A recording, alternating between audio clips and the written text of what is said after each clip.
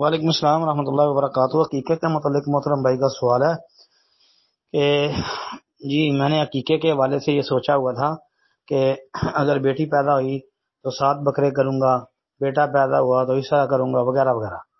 محترم بھائی اصل بات یہ ہے کہ مسئلہ طاق کا نہیں ہے۔ حدیث آتی ہے، رسول اللہ صلی اللہ علیہ وسلم کا فرمان ہے ان الغلام شاتان وان الجاریۃ شاتن، کہ لڑکا جو ہے اس کی طرف سے 2 شات اور لڑکی کی طرف سے 1 شات۔ مطلب شاتن کا لفظ جو ہے یہ بکرے چھترے پر بولا جاتا ہے۔ مطلب لڑکا پیدا ہو تو 2 بکرے یا 2 چھترے، لڑکی پیدا ہو 1 بکرا یا 1 چھترا۔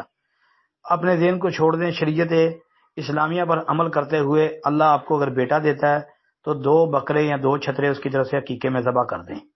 بیٹی ہے 1 بکرا یا 1 چھترا ذبح کر دیں۔ باقی آپ کے پاس طاقت زیادہ ہے، مال زیادہ ہے، تو ویسے آپ کیا اس کا نام ہے خوشی میں آ کے غربا مساکین پر یا کسی مدارس میں جو ہے نا وہ آپ بطور صدقہ جو ہے نا وہ دے دیں۔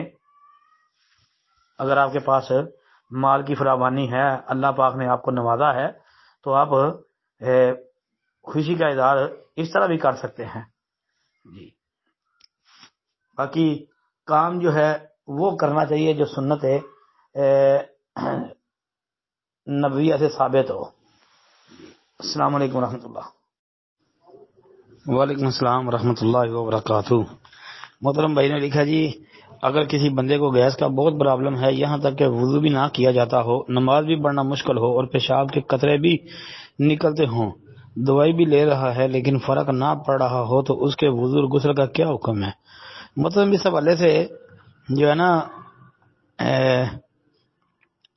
سعودی علماء کا جو فتاوی ہے نا وہ آپ دیکھ لیں، خصوصاً شیخ ابن باز رحمۃ اللہ علیہ نے جو فتاوی اسلامیہ ہے اس کے اندر ایسے آدمی کے متعلق پوچھا گیا کہ اس کی نماز کا کیا حکم ہے، تو انہوں نے نماز کو بھی جائز قرار دیا کہ جی اسی حالت میں پڑھ لے۔ باقی مزید آپ فتاوی اسلامیہ پڑھ لیں جی، کیونکہ یہ ایک اضطراری کیفیت ہے نا، تو سعودی کبار علماء کا جو فتویٰ ہے نا وہ آپ دیکھیں، خصوصاً ابن باز رحمۃ اللہ علیہ کا۔ السلام علیکم ورحمۃ اللہ۔